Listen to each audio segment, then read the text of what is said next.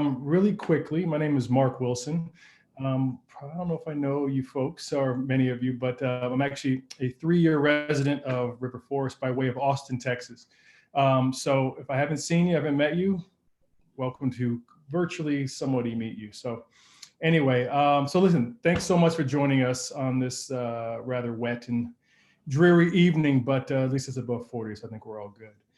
So listen, first of all, I think I can speak for Patty and the team when I say that we are all very appreciative of the time you've taken out of your day and your night, and really given Patty the opportunity to introduce herself and share a little bit more about herself and her platform overall. So for that, we thank you collectively. I think, as we head into the final weeks of this local election season, and in the context of what's gone on over the last year, even the last several years, and I think it's important really to recognize how important these elections are, how much they really matter at really every level. And this one's no different, right? So it almost makes it an imperative to really take that time to really get to know, the various candidates and their positions and really their stances on things that matter the most to you or to the broader community. So, to that end, I'm really encouraged to see the enthusiasm I've seen, not only on this call and the people who are joining, but in the community overall, for folks to learn more about the candidate.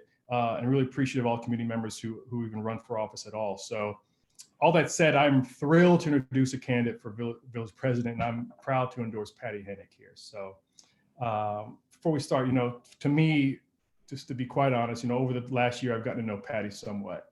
And more, I've been impressed personally in a lot of things about her, right? Her overall really principled approach. She's very principled. Very committed to transparency and really focused on intentional inclusion in the community, which all really speak to me personally and really resonated with me. So all that coupled with the fact that she's a really deep experience and consistent presence in the village board have really shown me that, listen, she not only has the enthusiasm and the attitude, but really those tools to affect really meaningful and sustainable change in the community. So I'm really thrilled to be here and be able to speak on her behalf. So really quickly, before we start, just some quick housekeeping to really help cut down on background noise and make sure folks get a chance to ask questions. All calls will be muted. So the questions will be collected throughout our forum. So just type them into the chat. They'll get shot up to me, and I'll ensure that they get posed to Patty right away. So with that, let's kick this thing off, and I will pass it over to Patty. Great. Thank you, Mark. Thank you for taking time yourself to be here to help with this event, to help moderate and work through our questions. I appreciate that. And I want to echo the thank you to everybody who is on this call this evening. As Mark mentioned, it's an important election, and I know we have a lot of candidates and we all have busy schedules, so it's hard to really stay on top of everything, really understand the issues. And so I appreciate all of you for being here and taking the time to get to know more about me and my campaign. And I hope by the end that you will like what you hear, and come April 6th that you will choose to vote for me as village president. But let's back up a little bit. I want to give you some background. So Mark and I have something sort of similar. I also grew up in Austin, but I grew up in Chicago. In an Austin neighborhood between 1968 and 1990. I graduated from Trinity High School before graduating from Eastern Illinois University with a BS in elementary education. When I was in high school, I worked at Garland Flowers, my grandparents' flower shop in Oak Park. And that's where I met my husband. He delivered flowers over the Easter holiday in 1985. And on April 6th, he asked me out on our first date. And so this April 6th, election day, we will be celebrating 36 years together.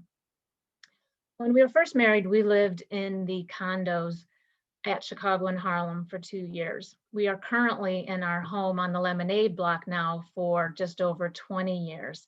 And so I have a perspective of our diverse housing stock, having lived in 2 locations in River Forest. As our 2 boys were growing up, I have 2 sons. I was very active in District 90. I held just about every PTO position there is, including PTO president at Lincoln and Roosevelt. I live on the Lemonade block, and for those of you who are not familiar with Lemonade, this is an event that started in 2002 in response to the terrorist attack. our block started this event to put a positive spin on the day. And we have our kids involved. We pick a different charity each year that serves either families or children. And to date, we have raised over $400,000 for local charities. I'm also currently the coordinator for the Holiday Food and Gift Basket. And again, for those of you who are not familiar, this program provides support at the holidays for low-income families in Oak Park and River Forest.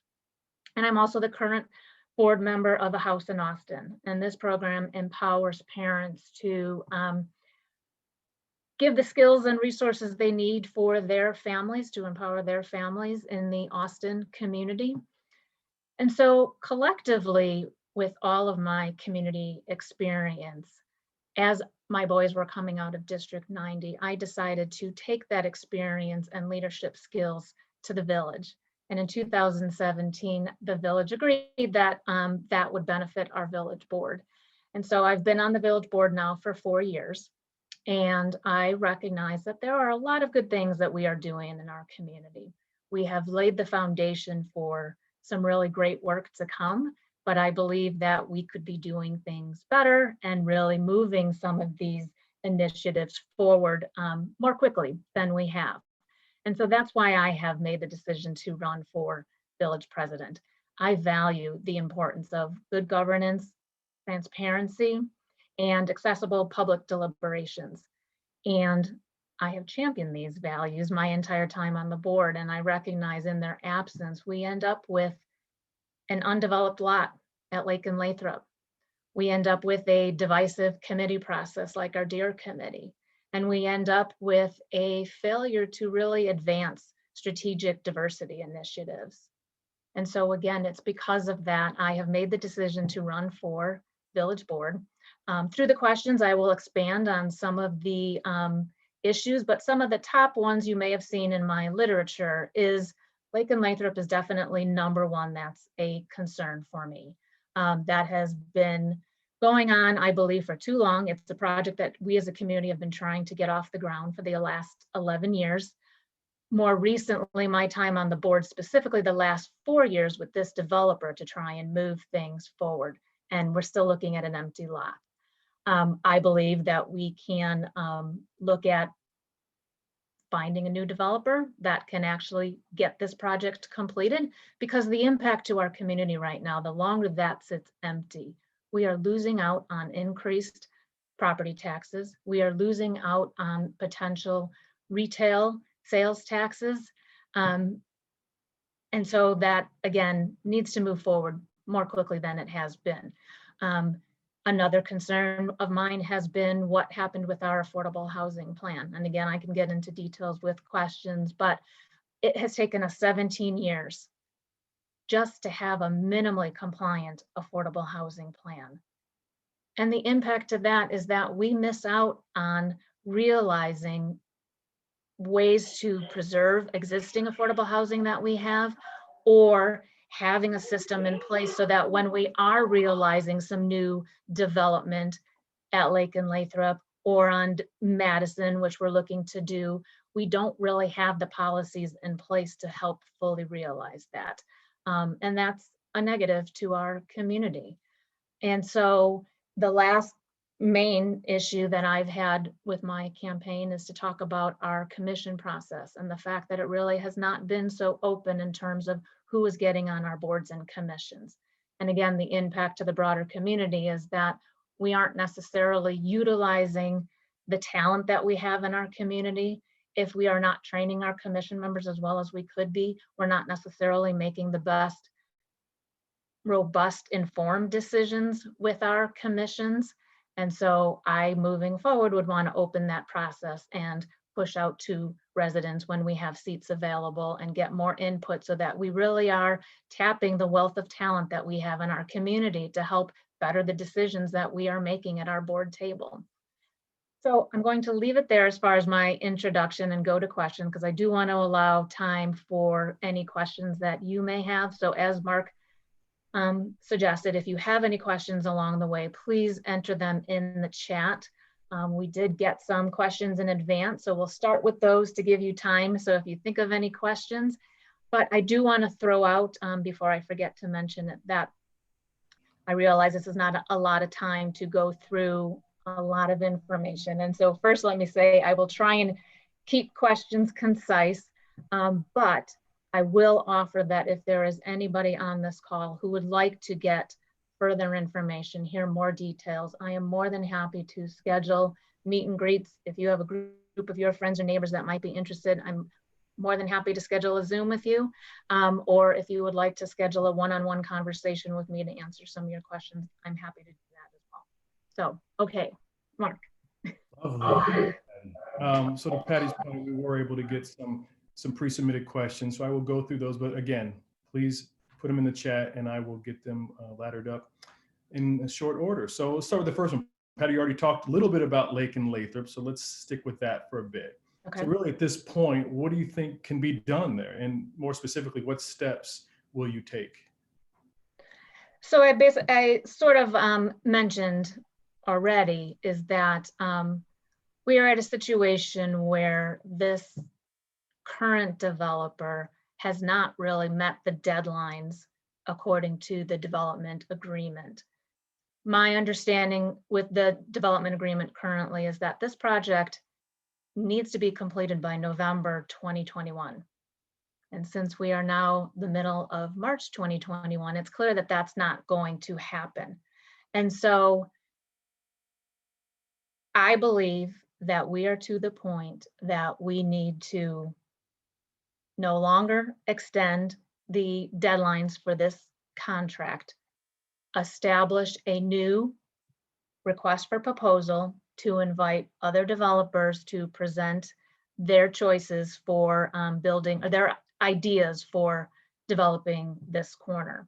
We are at a situation with the cleanup has been done to a level that allows the building to be built by this current design, which does incorporate having environmental barriers to further remediate the cleanup requirements.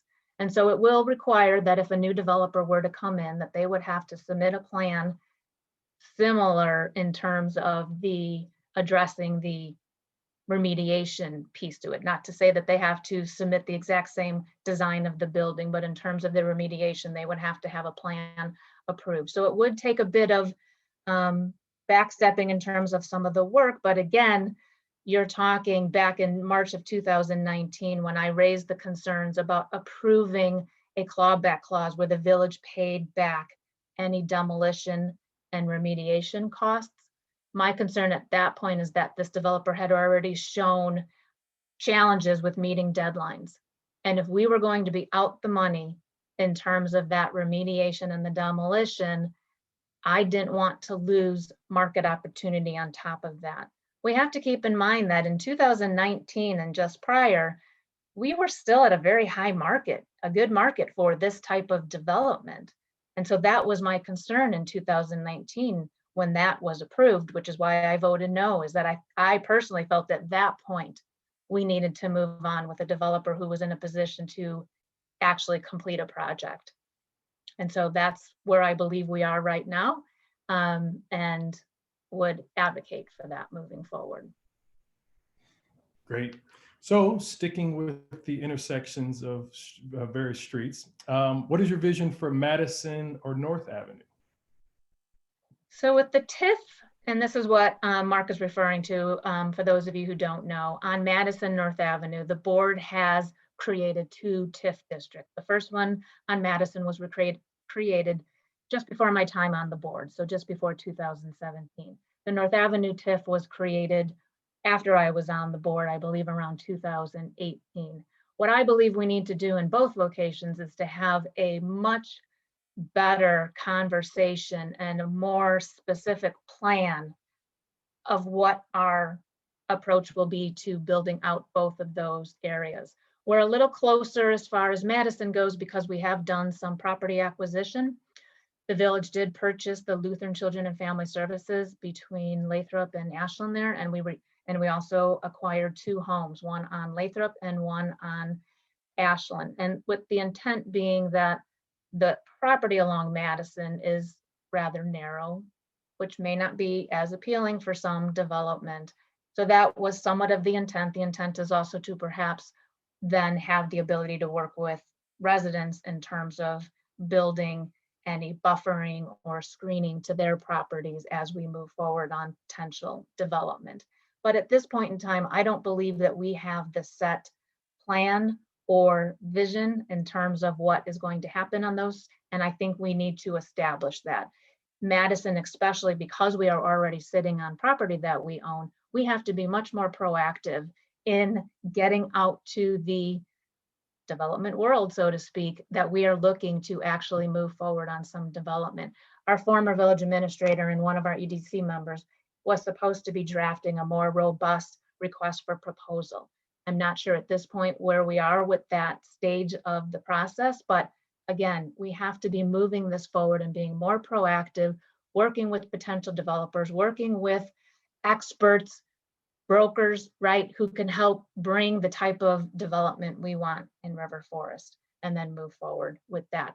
What I will say in terms of the vision of both of those is that through that process, we have to have a two-way street with the community, most especially the adjacent property owners, to ensure that they are part of the conversation and in the beginning stages of planning, right? We can't wait until we get an end product to communicate with the community and residents. That makes it much more difficult to make changes, much more difficult and costly, right, to do it at that point. If we do this at the beginning end and really invite good conversations with the residents, I believe that we can end up with plans that really are more of a win-win for everyone involved. We want developers to come in and feel welcomed and feel they're going to get a return on their investment in our community. We want to be proud of that development, but I don't think it's at the expense of existing property owners, adjacent property owners, or the broader community beyond that. And so that's why I would want to change the process and how we go through those plans. Perfect. Thank you, Patty. We actually got a question that just came in a little bit ago. What specific ideas do you have to bring new businesses to some of the spaces in the River Forest Town Center? So again, I think it comes down to, well, for one, my leadership in general is based on collaboration. I'm personally not going to claim I have all the answers or have all the connections of bringing folks in. It takes a collaboration. And so I would tap and bring together multiple sources. We already have our Economic Development Commission, who basically their charge is to work with small businesses and to help attract that. We have the Oak Park River Forest Community Foundation, who has the systems and support in place to help us in that area. They have the marketing ability. They have the platform to be able to work with us and help us support and identify businesses, right? There are, again, systems out there. There are brokers out there who work in this space, working with the landlords for that space, so that when leases are coming up, that the village is aware of that and being able to help, you know, encouraging more businesses, right? So it's, again, that collective effort that I think will do that. Great. So I'm going to go back to the previous question about, I think, Lathrop. Would the current developer have to be repaid for remediation costs if we went back to RFP? And I want to correct myself on one thing. So it's the Oak Park River Forest Chamber of Commerce, not the Community Foundation. We get the two and I get the roll in. Anyhow, so what we would pay the developer back. So in order to move the project forward and to actually have it built, the developer is going to need so many pre-sales in order to get the construction financing. In order to get those pre-sales, the decision was that we want the developer to move forward on the demolition and cleanup prior to getting that construction financing, which would typically be the process for a developer. And so what has been determined is that the money spent to do both of those, if the village decides to take the property back, which the village has that right according to the contract to do, then yes, the developer would be paid up to a certain amount of the fees spent. So it was estimated, so in the contract, it was estimated that the developer would pay up to $250,000 for the demolition and up to 1.3 million for the remediation. And then there were some other costs in there, which some of my concern with approving that change to the development agreement, adding that clause, was that in my opinion, it was not clear specifically which expenses the developer could submit for reimbursement. I felt it needed to be much more clear in terms of which of those expenses could be included and how is that going to be determined in advance. Excellent. Okay. Next question. How would you improve resident access to information? And how would you invite resident input prior to board votes? So communicating information to residents and having residents more aware when we are making decisions has been something I have advocated for my entire time on the board. It's not in the interest of slowing progress down, getting in the way of governance. It's not in the interest of trying to make everybody happy on the decisions that we make, because I recognize that's not going to happen. I recognize you can't have too many opinions and really move a project along. When I advocate for extending the time that residents have information, it's so that we have the ability and the time to raise the awareness on a particular topic, to offer education around a particular topic so people understand why we're doing what we're doing, and getting some buy-in. And again, it's not getting buy-in in terms of everybody agrees with the decision, but it's so that people understand the thought process of why a decision went the way that it did. And so what I have advocated for that my time on the board is that when the board is presented with a big topic, like our new comprehensive plan, like a development such as Lake and Lathrop, our affordable housing plan, the senior facility at Chicago and Harlem, I have advocated for us to have that conversation at our board table that allows the public to hear what we are considering, allows the public to hear what their elected officials like or don't like on a given plan, right? That same meeting allows residents to offer public comments at the beginning, right? We often invite residents to come to our meetings to offer their public comments.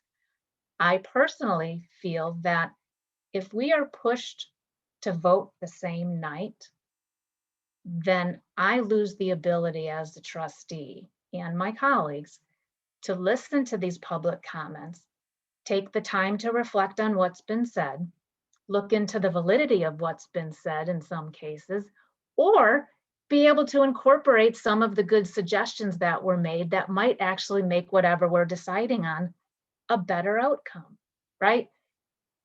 Again, if people come in and make those comments and then we go right to voting, it doesn't allow for any of that to happen. And so one thing that I would do moving forward is that I would incorporate better use of our committee of the whole meeting. Currently, the village board has a regularly scheduled meeting the second and fourth Monday of the month. Those are our business meetings. Those are meetings that we are able to vote and approve on different agenda items. At a committee of the whole meeting, we're not able to vote on agenda items. It's really just kind of a working meeting that would, again, allow for the board to have conversations on a given topic. It would allow for all of us board members, right, to get the same information at the same time, as opposed to what currently tends to happen is that you end up having one-on-one conversations where people might get information from somebody and then they get information from somebody else, and it's not really clear what we're all really evaluating and looking at, right? With the committee of the whole meeting, we are able to have this open conversation and dialogue, again, that the residents are able to hear. And I think it just makes for a better outcome all around. In terms of pushing more information out to residents, yes, I do think we are doing a much better job with our improved website and having the village newsletter. Unfortunately, with the village newsletter, my concern is that when it goes out too often, it waters down some of the importance of the message, in my opinion. And if we're including too much in it, I think we can all appreciate our inboxes get inundated. And if we're always seeing village newsletter, how do we know to be like, oh, okay, this is an important one. I need to key in on that one if it's coming out too often. So we have to be mindful of that. We want to give people timely information, of course, especially in light of when we're in the middle of a pandemic. But I think we also have to be mindful of not doing it too often. When our commissions are making decisions and moving up a recommendation to our board, I want more time, more days between when that decision gets approved at a commission table before it's coming to our board table. That way it allows the residents and trustees more time to review that recommendation before, again, we're being asked to vote on it. The end of May, we had 2 commission meetings meet on May 20th. Their recommendations came to our board table May 21st in an agenda. That did not allow for updated minutes. It did not allow for updated reports. And now I, as a trustee, am faced with preparing myself to be able to vote on those recommendations at our next meeting that following Tuesday. I don't think that's a respectable amount of time for trustees and the community at large to even know what to weigh in on, because at that point, they don't know what they don't know, right? There wasn't much time for people to even realize that those 2 commissions were coming out with recommendations. All right, so switching gears a little bit, Patty, I know you mentioned earlier that affordable housing is one of your passions. So speaking of which, how can the affordable housing plan be strengthened, in your opinion? So there are a number of ways that the affordable housing plan can be strengthened, but if I can start with what my concern with the affordable housing whole process and conversation was, is that we didn't allow for this broader education I'm talking about and broader awareness raising. In my opinion, when we start talking about affordable housing, that term tends to get weaponized. And I think there's also a misunderstanding and a misrepresentation of what affordable housing means.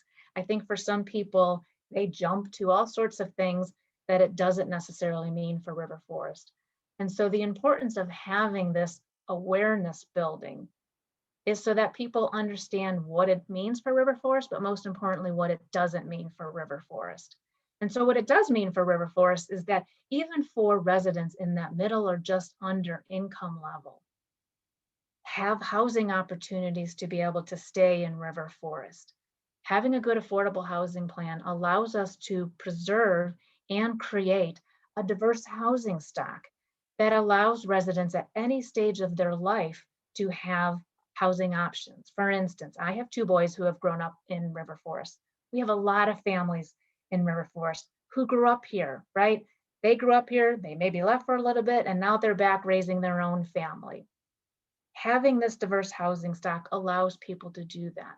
We have residents who have lived in the community for decades. They're in a larger home, they may not need it later in life. Having, again, diverse housing stock allows them to have that option when they want to potentially downsize and go into a smaller home. Having an affordable housing plan that allows people to not be so cost burdened with their housing allows them to have more discretionary funds that will be spent within the community. So from an economic standpoint, helps our community broadly. Allowing this diverse housing allows for us to maintain this intergenerational makeup of our community. It allows for having diversity at all levels in terms of socioeconomic and otherwise, which just enriches the social fabric of our community. And so what we need to do when we're talking about affordable housing is to look at the various options and what we can do in terms of financing that. And so the very first thing I believe we need to do is to bring in an expert who actually has affordable housing experience to help work with the community in terms of what works for River Forest and what doesn't. The consultant we had in one of the meetings mentioned the idea that there's a lot of creative affordable housing out there. It just takes creative financing to do it, which could be tax incentives or other breaks that would, in terms of zoning breaks that a developer might get if we're going to approve a project. But those are things that the community is going to have to support. If we look at where we're going to require a developer to include so many units and to be considered affordable housing, right? And say to do that, in order for them to get the return on investment, they need to build a little bit higher than they would otherwise. If we want to push for that inclusion of the affordable housing units, and it's going to go at a higher height than maybe the community wanted, that's a conversation we have to have, right? It's like we can't have it all ways. If we want to say that we want to have this affordable housing, we have to figure out ways to work with the developer to make that happen. And so it's having these conversations and giving people the understanding of what an affordable housing plan would look like, why it's important, why it would actually benefit a community, not detract, right? It's not going to lower the property values if we have a good affordable housing plan, like some, I think, want to portray it does. Thanks, Patty. All right, now let's talk about running red lights. What is your position on the use of the red light cameras as a revenue source for River Forest? So I have never been really a fan of red light cameras. When they were first being introduced years ago, and there were discussions around it being a safety measure.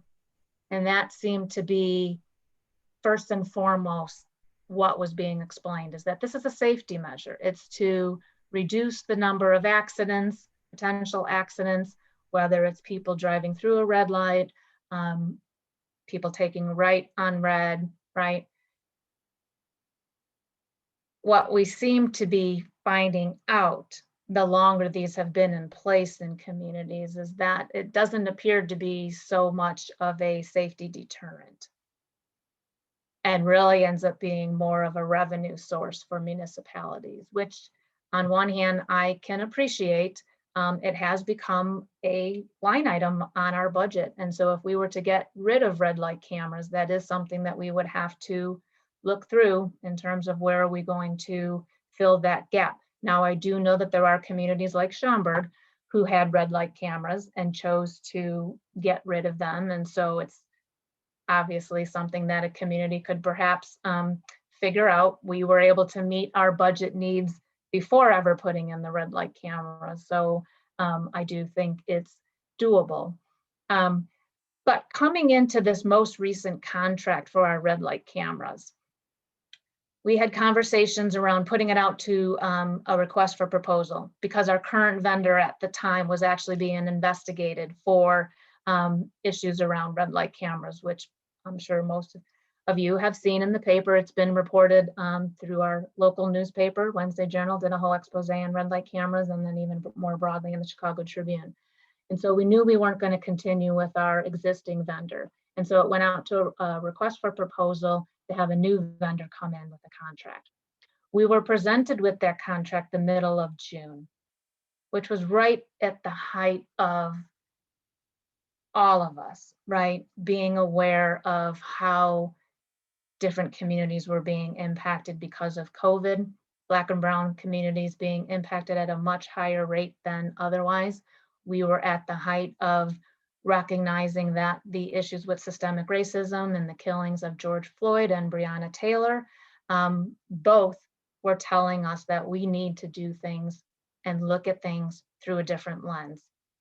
And so at that meeting on June 22nd, when this was presented to our board table, I acknowledged that even though I recognize what we need to do in the area of racism and breaking down systemic racism, even I at that point was recognizing we really have to be so intentional with all our various policies.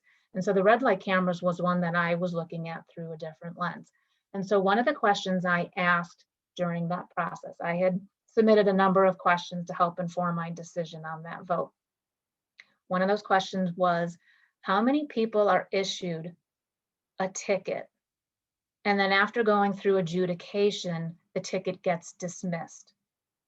Because in my opinion, that showed that that ticket was perhaps issued unfairly to somebody.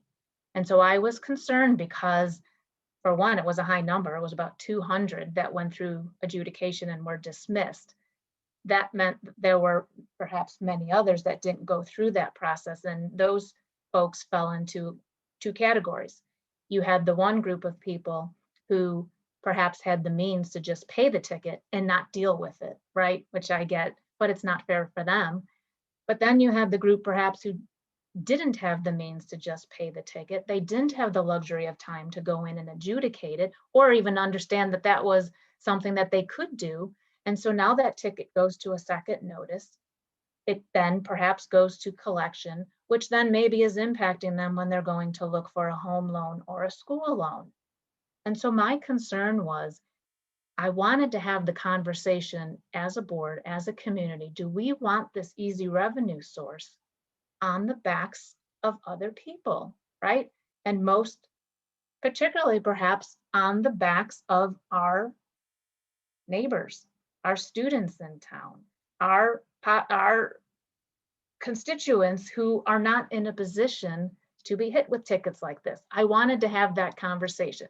I wanted to then further look at the data that showed whether or not the safety piece was really doing what it was supposed to.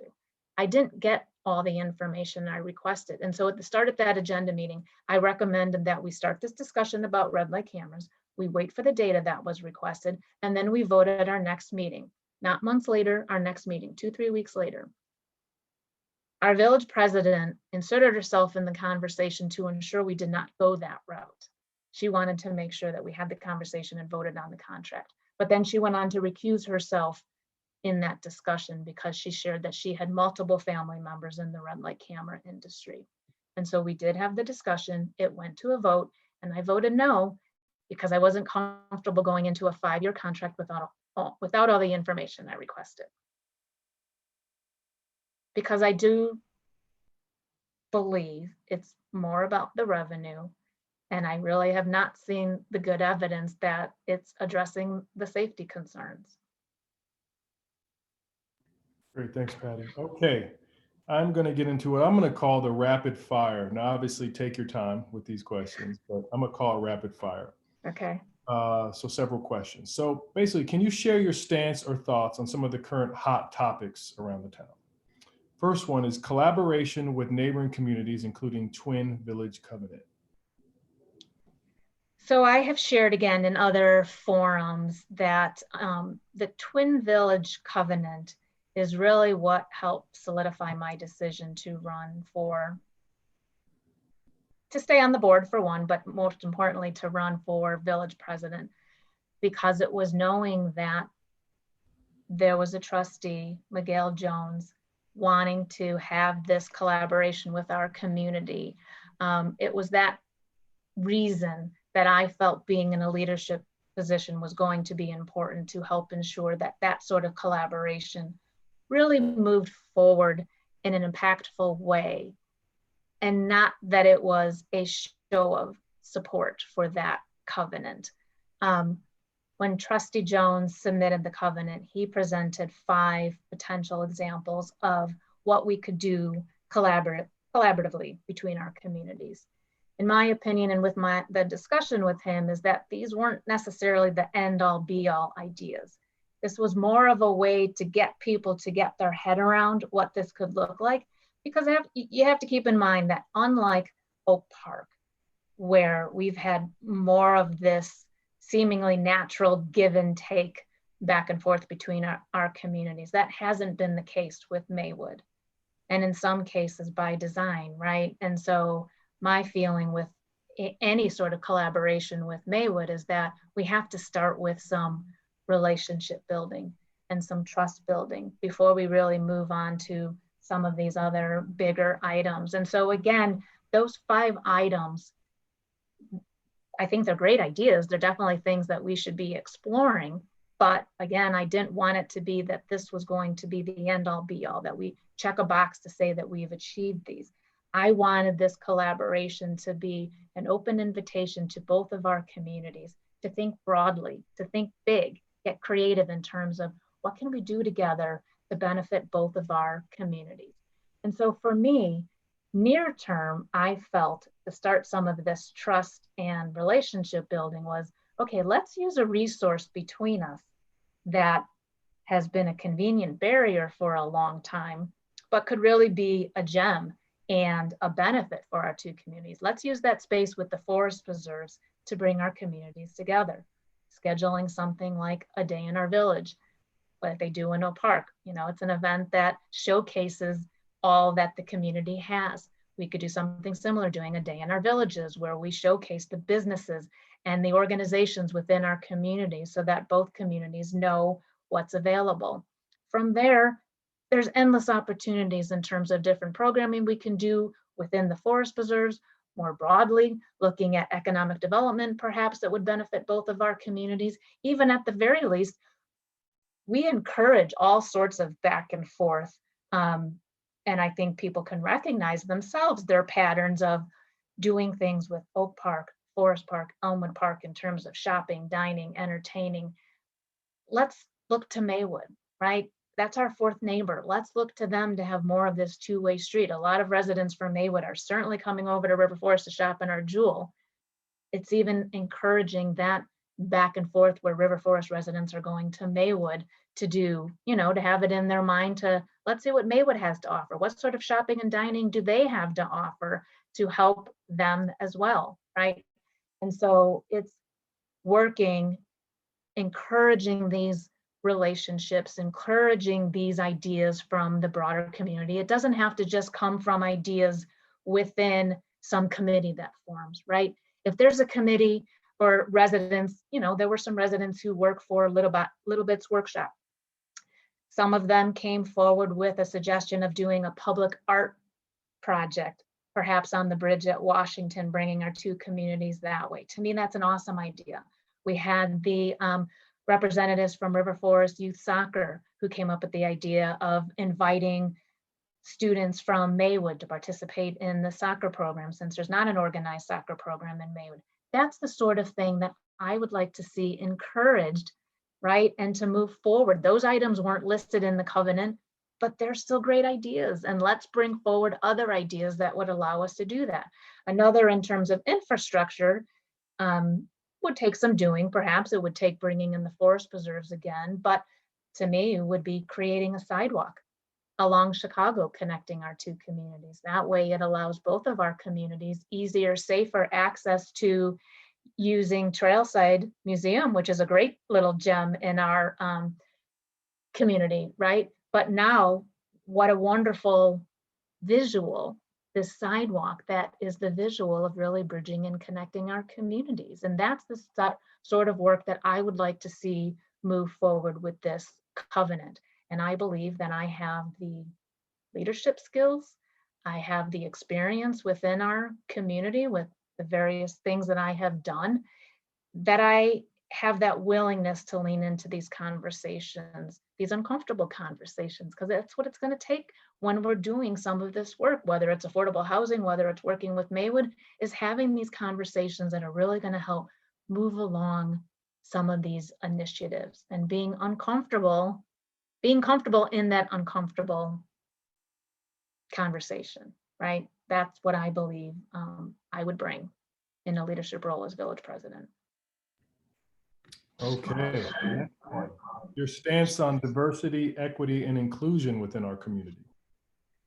So that ties into similar of what I've already been saying. You know, it's disappointing that when we did the work for the welcoming resolution back when I was first getting on the board around 2017, that's about the same time that Dominican started this work that they were doing, truth, racial healing, and transformation.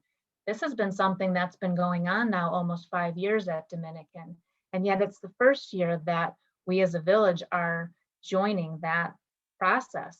And in part, it's my understanding is that there hasn't really been a sense that the community or the leadership up until now has been willing to have these conversations. I think there was a recognition with trustees Bachner and Brennan, who were encouraging some of the diversity work, and myself, that there were more of us on the board willing to have these conversations and willing to champion this work.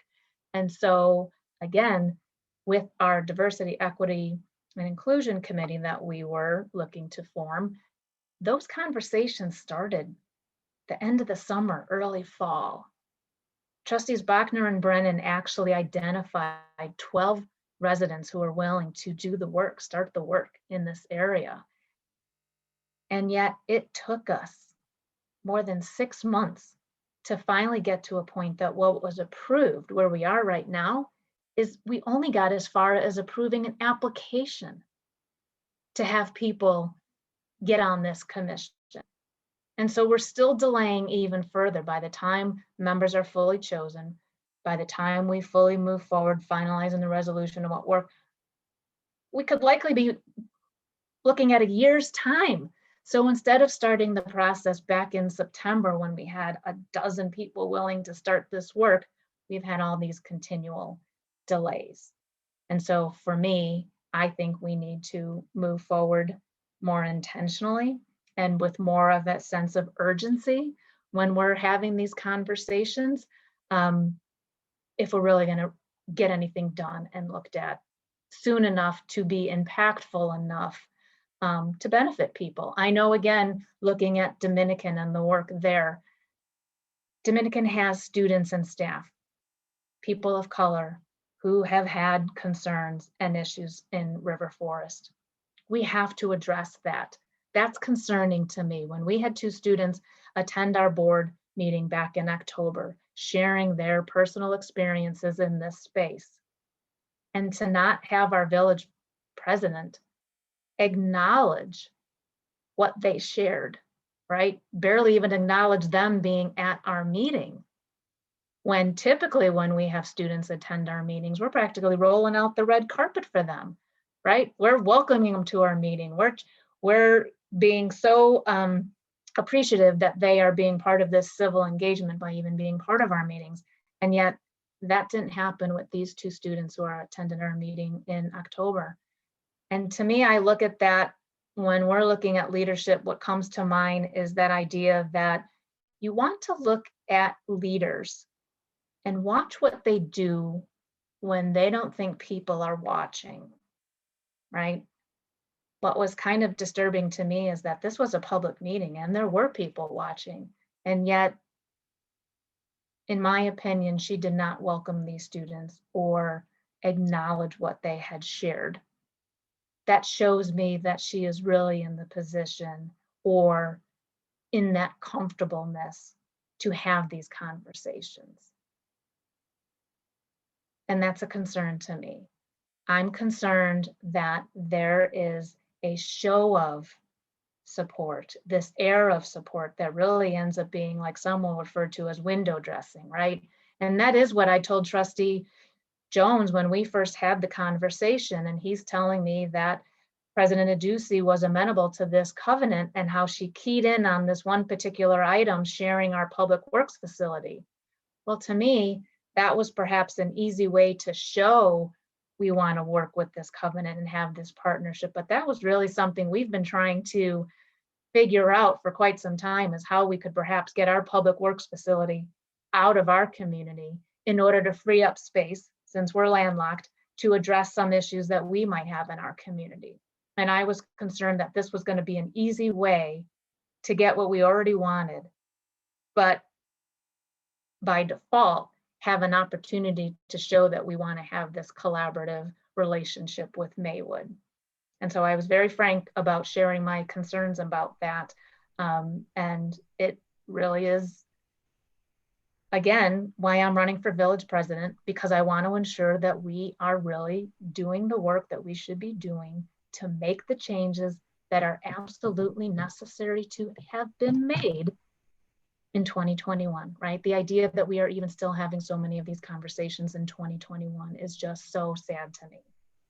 And I don't want to be in a situation where we have somebody who is looking to show as they're being an ally, but maybe not really being that ally, right?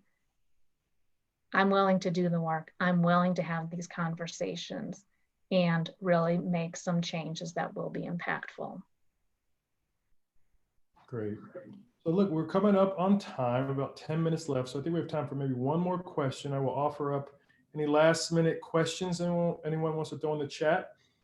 Otherwise, I will get to the last hot topic, Okay. which is your stance on thoughts on stormwater issues. It's a big one. It is a big issue, and we are also now going into looking at creating a stormwater master plan, which I think is important to have. Having a broader long-term plan to how to address some of our issues is going to be important. And we have various issues going on. We have infrastructure with our sewers that, 100 years old, right? We have issues with flooding because of climate changes.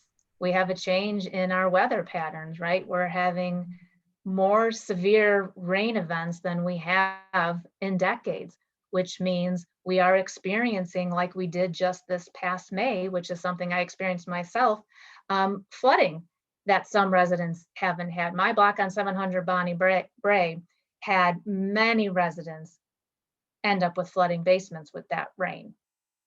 Many of us have not had that in the 20 years or more that we've been here. And so that's a concern. Having the issue with river flooding has been an ongoing concern for residents, and what we're going to do to mitigate that. What's our long-term plan for getting ahead of any flooding issues there? And so again, when we're looking at creating this master stormwater plan, it's going to be really important that we give the time and allow the conversations, robust conversations, for residents to be able to share the various concerns that they are having when it comes to stormwater issues, and how we are incorporating that in a way that allows us to make decisions, triage and prioritize decisions when it comes to how money is being spent, right? We currently have a plan to address redoing our alleys. We've been putting in green alleys with pavers to allow for some of this stormwater management. We've done it in a way where we've budgeted money, and as funds are available, we do new alleys. We have a number of alleys on the south side of town that have been experiencing some pretty severe flooding for years, and that have not been addressed. Thankfully, this spring, they will start to be addressed.